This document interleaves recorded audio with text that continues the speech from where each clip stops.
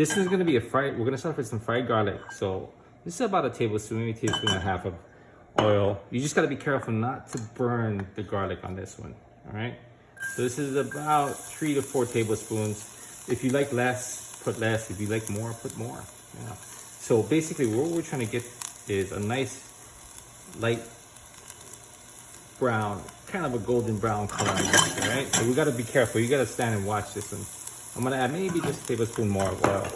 And the oil will help it reserve and save it, preserve, I should say, the sauce, okay? So you gotta really pay attention to this one.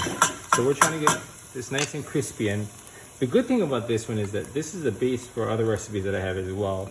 If you want, you can strain it after to cool it off really quickly. But in this case, I like to just, so I don't have to wash any extra dishes. I just do it all in one pot at one time. So I just stand here and watch this as we go.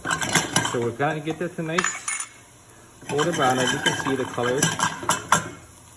As you can see, getting a little bit more brown. I'm gonna slowly add some ingredients. So this is dried onion. Okay, that's about 2 teaspoons. I'm gonna add that in there. 1 teaspoon of garlic. Okay, so as our garlic got nice and crispy, we don't want to burn it. So the way you stop it and cool it down from burning is we're going to add our sambal-this, okay? It's about 2 tablespoons or so. If you don't like too much spice, don't add too much. Just put less. Yeah, it's okay. That'll help from the garlic to stop frying, okay? We're going to add about a teaspoon of rice wine vinegar.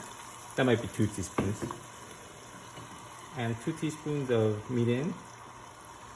That's gonna add some sweetness. So we have sweet, sour, and savory. One more thing we're gonna add the juice from the lime that we used as zest earlier for the chicken. Okay, just 1.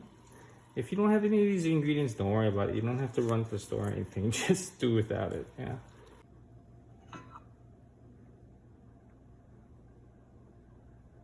Okay, so here's our first sauce. This is our spicy sambal-based sauce. Okay, mommy's favorite ginger cilantro sauce. This one is super easy. We put this on anything, right? This is actually for the oxtail soup, but we use it on multiple dishes. So this is one that I thought we should post pretty early. So we have minced garlic, about 2 tablespoons, about 1/3, half a cup green onion. These are all kind of scant amounts. About 3/4 cup ginger, minced ginger, and about 1 bunch of cilantro. I put 1 bunch because that's what it comes in, 1 bunch, right? All right. So we're gonna mix that all in a bowl.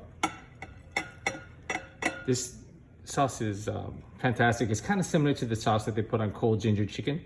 But it's something that's you can use on anything. Like I said, fish, chicken, pork, beef, vegetables, whatever you want.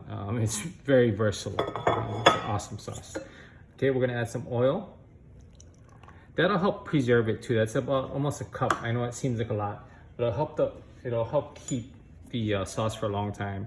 This is mirin. We're gonna go 1 tablespoon. That'll add some sweetness to it. Then we're gonna add some rice wine vinegar. This is gonna be about 1.5 tablespoons or so. This will give it a nice acidic flavor, a nice fresh flavor. Okay, then we're gonna give 1 tablespoon of sesame oil. That's a nice richness. Yeah, I love the flavor of sesame oil. I'm just gonna give it a pinch of salt real quick because we're gonna taste that.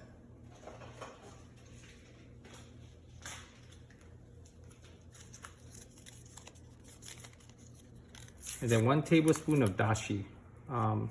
This has MSG in it, so if you can't have that, you can omit that. But it adds a nice flavor to that as well.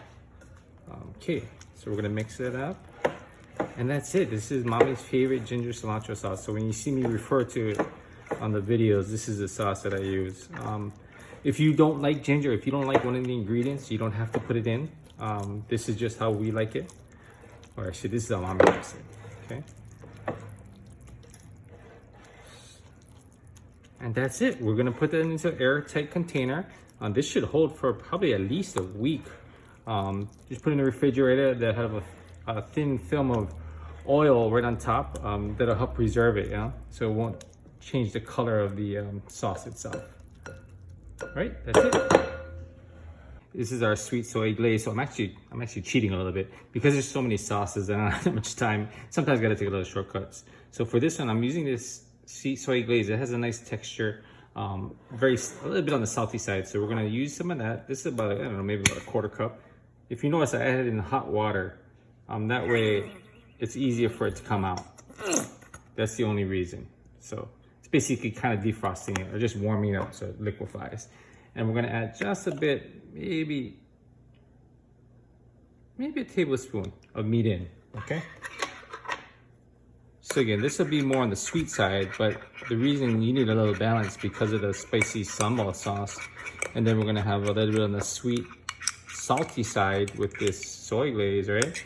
So that's the kind of consistency I'm looking for.